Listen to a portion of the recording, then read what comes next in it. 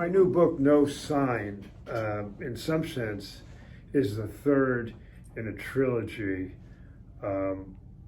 because in this book, as in my two previous books, Ozone Journal and Ziggurat, there is a 45-section long poem, multi-sequenced long poem, and that poem is titled No Sign, which is the title of the whole collection. Of course, the collection has another several dozen poems in it.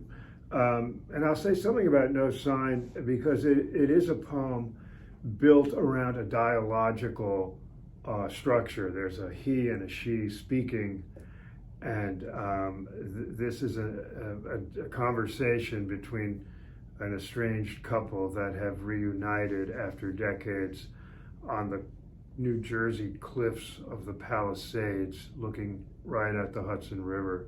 And in that conversation, they discuss a number of things, including the geological fate of the Earth and the climate crisis, the aftermath of the Vietnam War, and the extraordinary film by Alain Resnais, Hiroshima Mon Amour. So for readers who are interested in a long poem, they'll get some interesting stuff to chew on.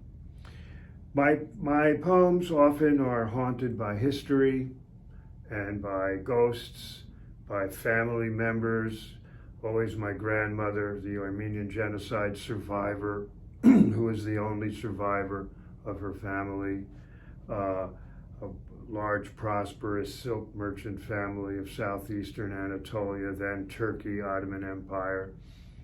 More than 2 million Armenians were killed and exiled during the Armenian genocide in 1915. So that history continues to percolate through my work, even many books later.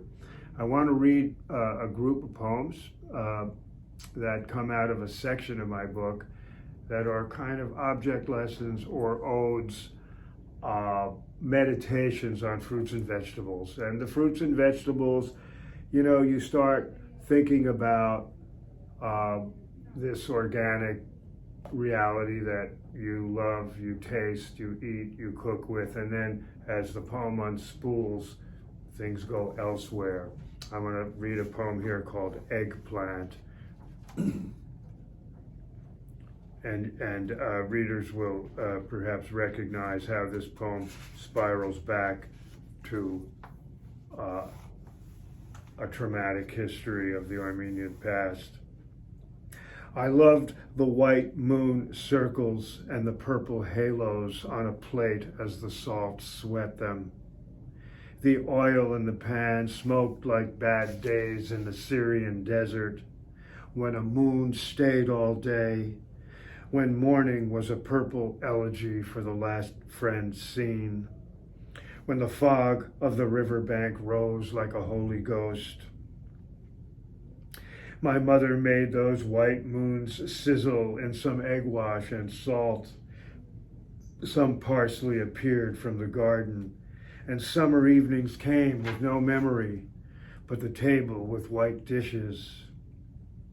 Shining aubergine, black-skinned beauty, bitter apple. We used our hands.